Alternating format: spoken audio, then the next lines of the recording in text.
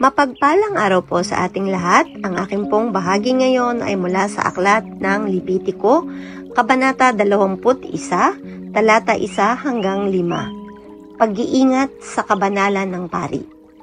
Sinabi ni Yahweh kay Moises, "Sabihin mo sa mga pari, sa mga anak ni Aaron, na ang sino man sa kanila'y huwag lalapit sa patay. Liban na lang kung ang patay ay kanyang ama, ina, anak, kapatid na lalaki o kapatid na dalaga na kasama niya sa bahay. Dapat niyang pag-ingatan na siya'y huwag marumihan sa pamamagitan ng bangkay ng kanyang mga kamag-anak sa asawa upang hindi malapastangan ang kanyang pagiging pari. Huwag silang magpapakalbo, magpuputol ng balbas, o maghihiwa sa sarili upang ipakita lamang na sila'y nagluluksa." Amen.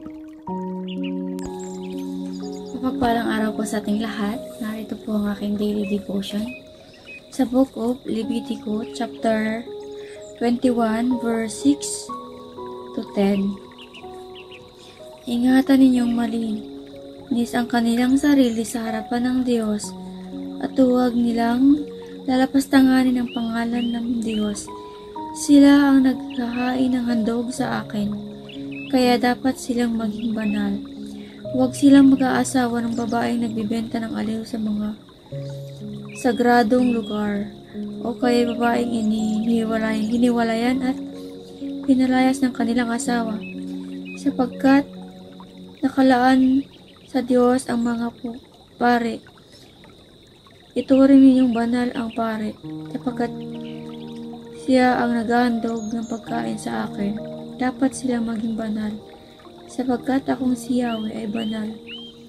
Ang babaeng anak ng pare ay namuhay ng may kahalayan. Nilapastanganan niya ang kanyang ama, kaya dapat siyang sunugin. Kung ang nahirang na pinakapunong pare na binuhusan ng langis sa ulo at itinalagang magsuot ng sagradong kasuotan ay mamatayang ng kamag-anak, huwag nilang guguluhin ang kanyang buhok, ni pupunitin ang kanyang damit bilang pagtanda ng pagluluksa. Amen. Isang magandang araw pong muli sa ating lahat. Akin pong muling ibabahagi sa inyo ang pang-araw-araw kong gawain mula sa salita ng Diyos. Sinasabi po dito sa ika-21 kabanata ng Levitico, versikulo 11 hanggang 15. Hindi siya maaaring lumapit sa patay kahit ito'y kanyang ama o ina. Dapat siyang manatili sa sangtuaryo ng kanyang Diyos. Kapag umalis siya roon upang tingnan ang bangkay, nilapastangan na niya ang sangtuaryo ng Diyos dahil nakalaan na siya sa Diyos. Ako si Yahweh. Isang birhen ang dapat mapangasawa ng pinakapunong pari. Hindi siya dapat mag-asawa ng balo.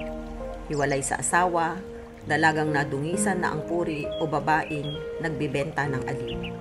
Ang dapat niyang mapangasawa ay isang kalahi at wala pang nakakasiping, upang huwag magkaroon ng kapintasan sa harap ng bayan ang magiging mga anak niya. Ako si Yahweh. Inilaan ko siya para sa akin. Ito po ang mga salita ng Diyos. Papuri po sa Diyos. Amen.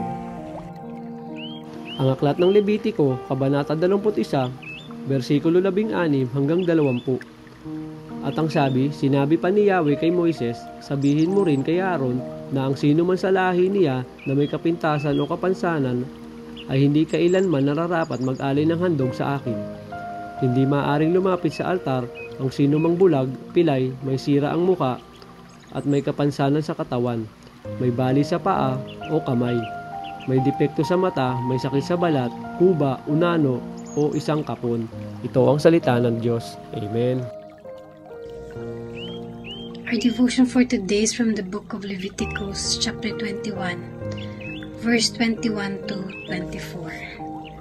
Walang tao sa binhi ni Aaron na saserdote na magkaroon ng kapisanan, na lalapit upang magharap ng mga handog sa Panginoon na pinaraan sa apoy.